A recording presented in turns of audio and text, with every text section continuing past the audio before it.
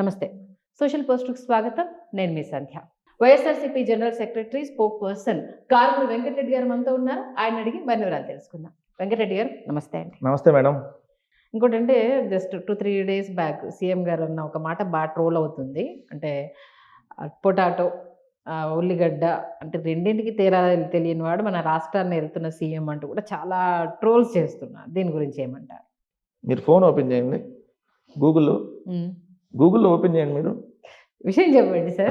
మీరు గూగుల్‌లోకి వెళ్ళి ఓపెన్ చేసి నేను ఇప్పుడు మీకు ముందు గూగుల్‌లో నేను చూపిస్తా.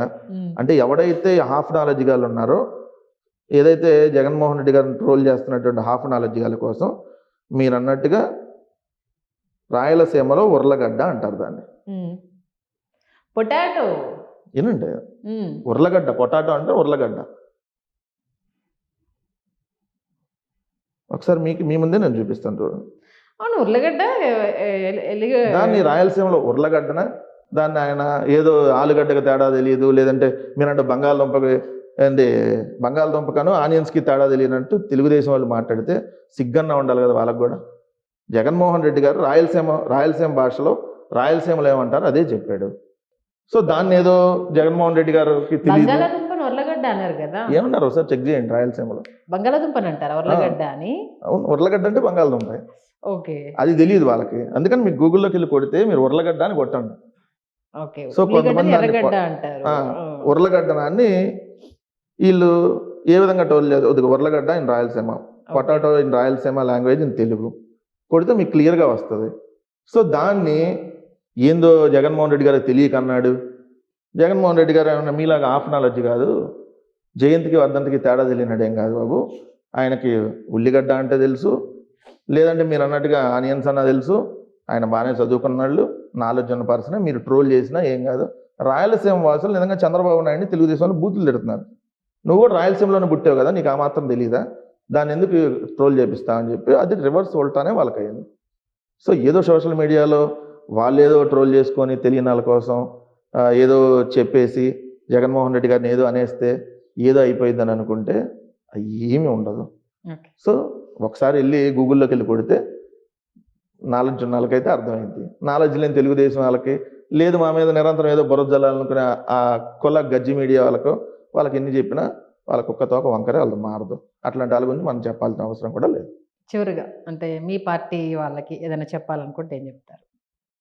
ఒక్కటైతే నేను చెప్తా, జగన్మోహన్ రెడ్డి గారు లాంటి నాయకుడు ఈ రాష్ట్రానికి దొరకటం నిజంగా మనం అందరం చేసుకున్న అదృష్టం అని చెప్తా. ఎందుకంటే ఒక లీడర్కి కమిట్మెంట్ ఉంది. ప్రజలకి ఏదో చేయాలి, ఖచ్చితంగా మనం ఎన్నాళ్ళు అధికారంలో ఉన్నాం అనేది కాదు, ఉన్నంతకాలం మనం మంచి చేయగలిగామా లేదా అనేది. రాజశేఖర రెడ్డి గారు 4 అడుగులు వేస్తే ఈయన ఇంకా 10 అడుగులు ముందుకేసి ప్రజలకు చేయాలన్న ఆలోచనతో ఉన్నాడు.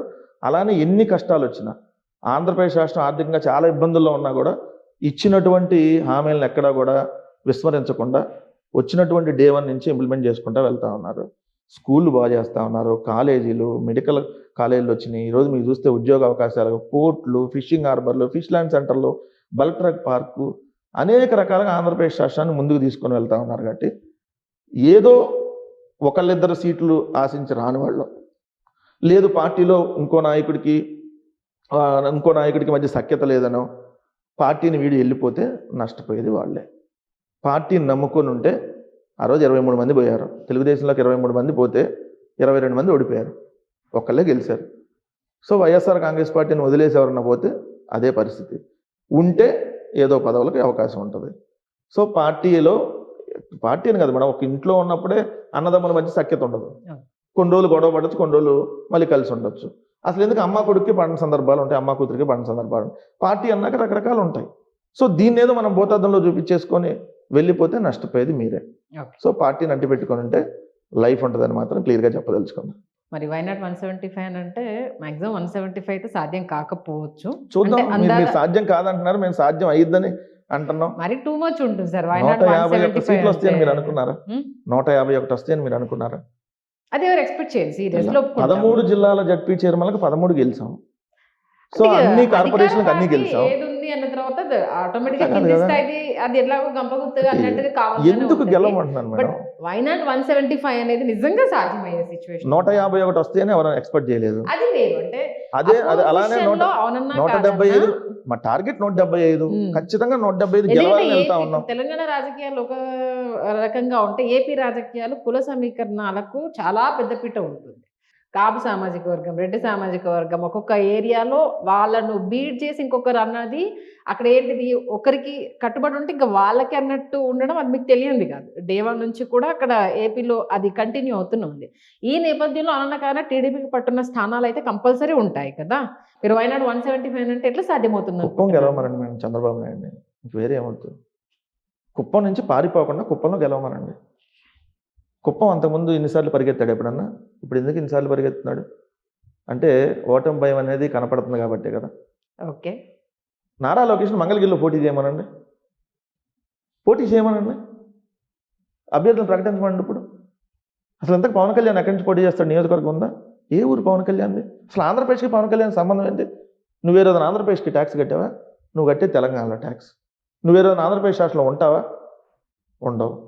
సొంత ఇల్లు ఉందా? అడ్రస్ ఉందా? ఏ నియోజకవర్గం? సో వీళ్ళందరికీ ఎవరేస్తారు? ఓకే.